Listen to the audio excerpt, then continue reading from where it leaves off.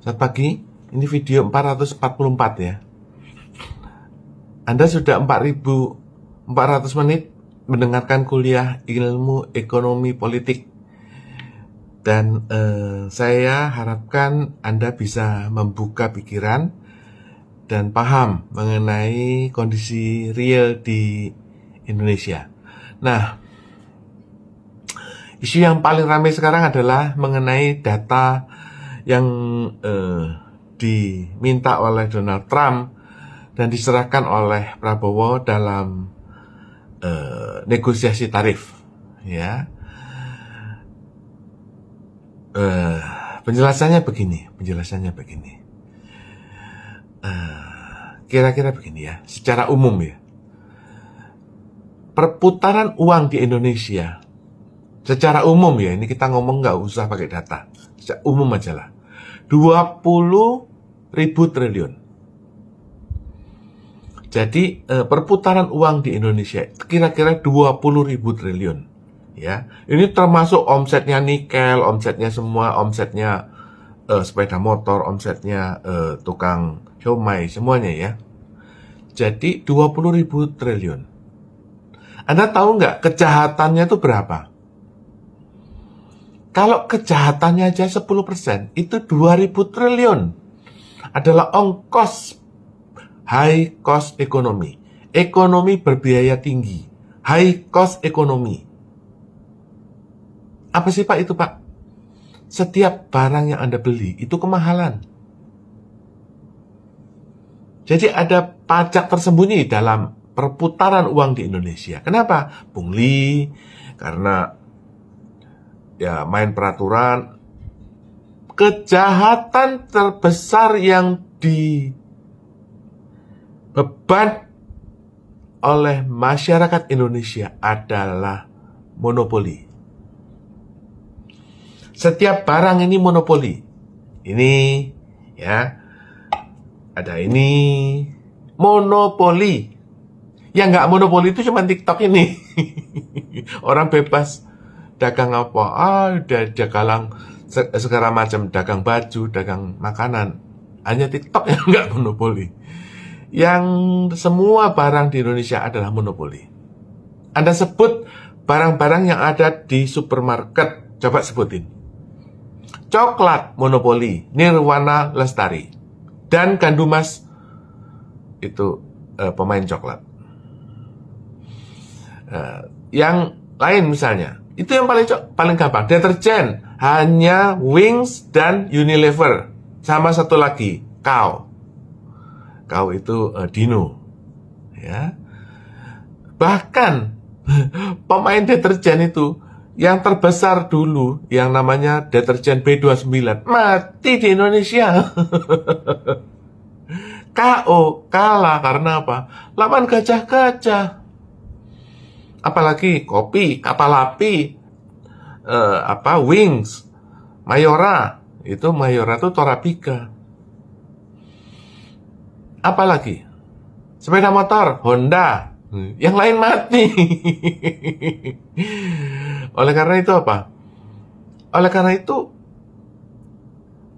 pemberantasan kejahatan di Indonesia itu sulit sekali. Karena apa?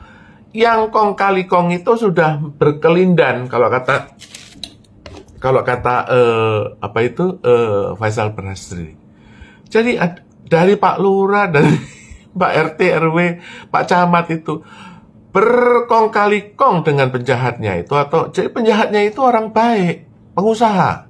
Jadi pengusaha itu matiin lawan lewat monopoli. Apapun itu, Pertamina monopoli, PLN monopoli, itu pun bangkrut. Oleh karena itu apa? Once for all, secara mendasar, itu data kependudukan dulu dibenerin. Kalau ada KTP ganda atau orang yang ber-KTP ganda, itu dulu ditangkap, gitu loh. Jadi, tahukah Anda, penduduk Indonesia itu 270 juta, ya. KTP-nya ada 300 juta.